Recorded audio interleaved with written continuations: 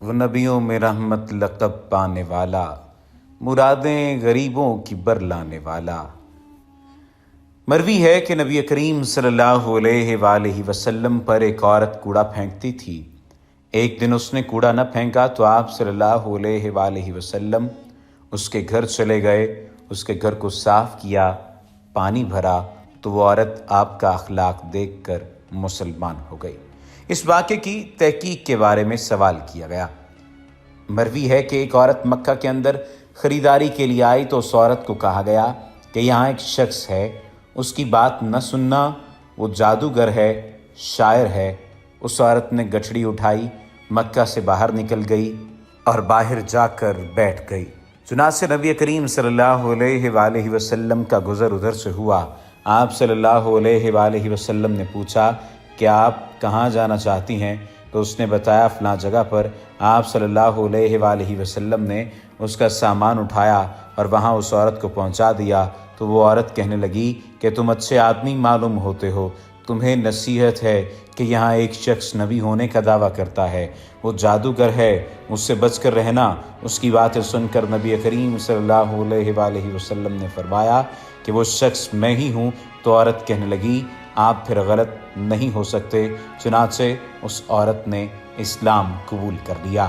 آپ نبی کریم صلی اللہ علیہ وآلہ وسلم کی رحمت اور عفو درگزر کا اندازہ اسی بات سے لگا لیجئے۔ قرآن کریم گواہی دیتا ہے کہ اگر آپ صلی اللہ علیہ وآلہ وسلم رحیم و کریم، شفیق و مہربان اور نرم خو نہ ہوتے تو یہ درست مزاج عرب آپ صلی اللہ علیہ وآلہ وسلم سے قریب نہ ہوتے۔ رسول اللہ صلی اللہ علیہ وآلہ وسلم کی مبارک زندگی میں عفو درگزر، رحم و کرم، محبت و شفقت اور پیار ہی پیار نظر آتا ہے۔ آپ صلی اللہ علیہ وآلہ وسلم نے پوری زندگی کبھی کسی سے ذاتی انتقام نہیں لیا، کسی پر ہاتھ نہیں اٹھایا، کسی کو برا بھلا نہیں کہا۔ ام المومنین حضرت عائشہ صدیقہ 9 برس تک آپ کی صحبت برحمت میں رہیں۔ وہ ارشاد فرماتی ہیں رسول اللہ صلی اللہ علیہ وآلہ وسلم کی عادت شریفہ کسی کو برا بھلا کہنے کی نہیں تھی۔ آپ صلی اللہ علیہ وآلہ وسلم برائی کے بدلے میں کسی کے ساتھ برائی نہیں کرتے بلکہ اسے معاف فرما دیتے تھے۔ آپ صلی اللہ علیہ وآلہ وسلم کی زبان مبارک سے کبھی بھی کوئی غلط الفاظ نہیں نکلے۔ آپ صلی اللہ علیہ وآلہ وسلم گناہوں کی باتوں سے ہمیشہ کوسوں دور رہے۔ آپ صلی اللہ علیہ وآلہ وسلم اپنی ذات کے لیے کسی سے انتقام نہ لیتے تھے۔ غلام، لونڈی، عورت، بچہ یا خادم، یہاں تک کہ کسی جانور کو بھی کبھی نہیں مارا، لیکن اگر کوئی حدود اللہ کی بے حرمتی کرتا تو نبی کریم صلی اللہ علیہ وآلہ وسلم اسے برداشت نہ کرتے اور اس کا انتقام لیتے۔ عفو درگزر اور رحم و کرم کی اس سے بڑی مثال کیا ہو سکتی ہے کہ فتح مکہ کے موقع پر رسول اللہ صلی اللہ علیہ وآلہ وسلم نے ان تمام دشمنوں کو معاف فرما دیا جنہوں نے چند ماہ نہیں متواتر 13 سال تک مکہ میں آپ صلی اللہ علیہ وآلہ وسلم پر اور آپ صلی اللہ علیہ وآلہ وسلم کے صحابہ کرام پر عرصہ حیات تنگ کر رکھا، طرح طرح کی اذیتیں اور تکالیف پہنچائیں، ظلم و ستم کے پہاڑ توڑے تھے اور آپ صلی اللہ علیہ وآلہ وسلم کو اپنا محبوب وطن چھوڑنے پر مجبور کر دیا تھا۔ لیکن جب مکہ فتح ہوتا ہے تو نبی کریم صلی اللہ علیہ وآلہ وسلم ہزاروں جانثار صحابہ کرام رضوان اللہ علیہم اجمعین کے جلد میں حمد باری تعالیٰ کی نغمہ سرائی کرتے ہوئے سرزمین حرم میں داخل ہوتے ہیں۔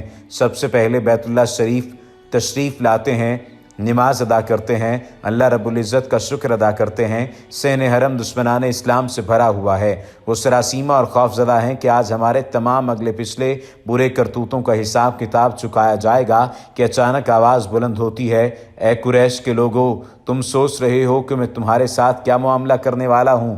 تمام لوگوں نے کہا اے محمد، تم سے ہم کو خیر اور بھلائی کی امید ہے، اس لیے کہ تم ہمارے بہترین بھائی ہو اور ہمارے شریف بھائی کے فرزند ارجمند ہو۔ اس کے بعد نبی رحمت محسن انسانیت صلی اللہ علیہ وآلہ وسلم نے ارشاد فرمایا آج تم لوگوں پر کوئی لعنت و ملامت نہیں، تم لوگ آزاد ہو۔ اعتراض کرنے والے تک کو معاف کر دیا۔ غزوہ حنین میں صحابہ کرام کو وافر مقدار میں مال غنیمت ہاتھ آیا۔ نبی کریم صلی اللہ علیہ وآلہ وسلم نے بعض صحابہ کرام کو مصلحتاً زیادہ حصہ دیا۔ حضرت اقرا بن حابس رضی اللہ تعالیٰ عنہ اور حضرت عینہ کو 100 اونٹ دیے۔ ایک صحابی کو اس تقسیم پر اعتراض ہوا اور انہوں نے کہا کہ मैं इस तकसीम से खुश नहीं हूँ। उन्होंने हज़रत अब्दुल्ला बिन मसूद से नबी करीम सल्लल्लाहु अलैहि वसल्लम के फ़ैसले की शिकायत की। उन्होंने नबी करीम को इस वाक़े की इत्तला दी। ये सुनकर नबी करीम सल्लल्लाहु अलैहि वसल्लम ने नाराज़गी का इज़हार नहीं फरमाया, बल्कि इरशाद फरमाया, अल्लाह और उसका रसूल दुरुस्त फ़ैसला नहीं करेगा तो आखिर कौन करेगा। अल्लाह ताला हज़रत मूसा पर रहम फरमाए कि उनको इससे ज़्यादा अज़ियत और तकलीफ़ पहुँचाई गई, लेकिन उन्होंने सब्र का दामन नहीं छोड़ा। काब बिन ज़ुहैर अपने भाई वज़ीर बिन ज़ुहैर के हमरा नबी करीम सल्लल्लाहु अलैहि वसल्लम से मुलाकात करने मदीना तैयबा आते हैं। जब मदीना मुनव्वरा के करीब पहुंचते हैं तो वज़ीर बिन ज़ुहैर काब बिन ज़ुहैर को एक मकाम पर ठहरा कर नबी करीम सल्लल्लाहु अलैहि वसल्लम से मुलाकात करने के लिए आते हैं। वो आपसे मुलाकात करते हैं, आप उनको इस्लाम की दावत देते हैं। आपकी नूरानी तालीमात से मुतासिर होकर हल्का बगोश इस्लाम हो जाते हैं।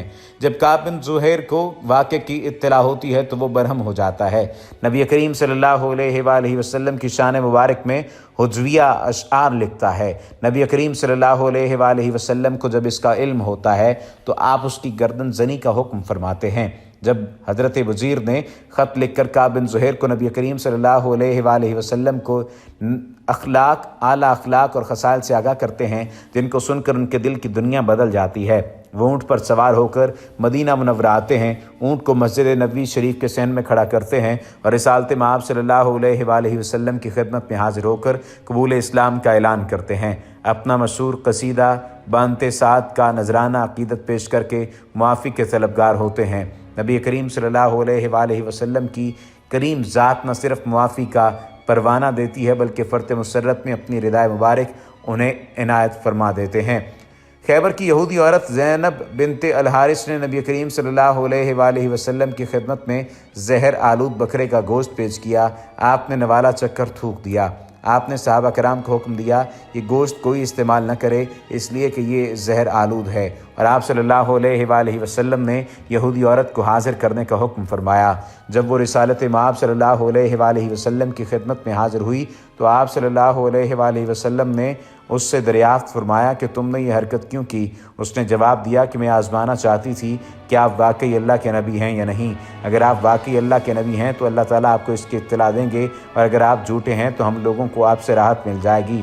हज़रत अबू हुरैरा इरशाद फरमाते हैं कि उस औरत पर आपने ज़रा भी नाराज़गी का इजहार नहीं फरमाया और उसको मुआफ़ फरमा दिया। हातिम ताई की साहिबजादी को मुआफ़ करने का वाक़या भी बहुत अहम है। एक जंग में कई लोग कैदी बनाकर लाए गए, उनमें सखावत व फ़याज़ी में मशहूर ज़माना हातिम ताई की साहिबजादी तई भी थी। जब उसे रिसालत मआब सल्लल्लाहु अलैहि वसल्लम की खिदमत में लाया गया तो उसने कहा, है मोहम्मद, क्या तुम जानते हो मैं कौन हूँ? मैं अरब के मशहूर कबीले के सरदार की साहिबजादी हूँ। मेरा बाप सखावत व फ़याज़ी में मुमताज़ था। वो भूखों को खाना खिलाता था, नंगों को कपड़ा पहनाता था, हाजतमंदों की हाजतें पूरी करता था। उसने अपनी ज़िंदगी में कभी भी किसी ज़रूरतमंद को वापस नहीं किया और कोई साइल उसके दर से खाली हाथ नहीं लौटा। नबी करीम सल्लल्लाहु अलैहि वसल्लम ने जब ये खूबियाँ सुनी तो फरमाया कि आला सिफ़ात तो अहले ईमान की हैं। अगर तुम्हारा बाप मुसलमान होता तो वो बड़ा नेक और मुत्तकी इंसान होता। उसके बाद आप सल्लल्लाहु अलैहि वसल्लम ने इरशाद फरमाया, इसको रिहा कर दिया जाए कि इसका बाप हुस्न अखलाक व आदात का मालिक था। जब उसे रिहा कर दिया गया तो वो नबी करीम सल्लल्लाहु अलैहि वसल्लम के मुकारमे खुसरवाना से मुतासिर होकर अपने भाई के साथ मुशर्रफ बा इस्लाम हो गई। नबी करीम सल्लल्लाहु अलैहि वसल्लम की ज़िंदगी में वो दरगुज़र की और बहुत सारी मिसालें मिलती हैं। नबी करीम सल्लल्लाहु अलैहि वसल्लम और सहाबा कराम मस्जिद नबवी में तशरीफ़ फरमा हैं। एक देहाती मस्जिद में दाखिल होकर मस्जिद के तक़द्दुस और हुर्मत को पामाल कर देता है। वो सहने हरम में पेशाब करने बैठ जाता है। सहाबा कराम ये देख कर सख्त नाराज़ होकर उसे मारने पीटने की कोशिश करते हैं। नबी करीम सल्लल्लाहु अलैहि वसल्लम सहाबा कराम को ऐसा करने से मना करके इरशाद फरमाया, उसे छोड़ दो और प्यार से समझाओ कि मस्जिद अल्लाह का घर है, इबादत की जगह है, काबिल एहतराम है, यहाँ बोलो बराज नहीं करते। और फरमाया, जिस जगह इसने पेशाब किया है इस जगह पर पानी बहा दो। उसके बाद सहाबा कराम रिज़वानुल्लाह अलैहिम अजमईन को जमा करके नसीहत की कि हमें उसने अखलाक और उसने किरदार का मुज़ाहरा करना चाहिए, आसानियाँ पैदा करने की कोशिश करनी चाहिए, दुश्वारियाँ और मुश्किलात पैदा करने से गुरेज करना चाहिए। अल्लाह सुब्हानहू व तआला हमें रसूल नबी करीम सल्लल्लाहु अलैहि वसल्लम की ज़िंदगी पर अमल पैरा होने की तौफ़ीक़ अता फ़रमाए। अल्लाह सुब्हानहू व तआला ہمیں وہ تمام کام کرنے کی توفیق عطا فرمائے جن کا حکم رسول اللہ صلی اللہ علیہ وآلہ وسلم نے دیا ہے۔ وما علینا الا البلاغ المبین۔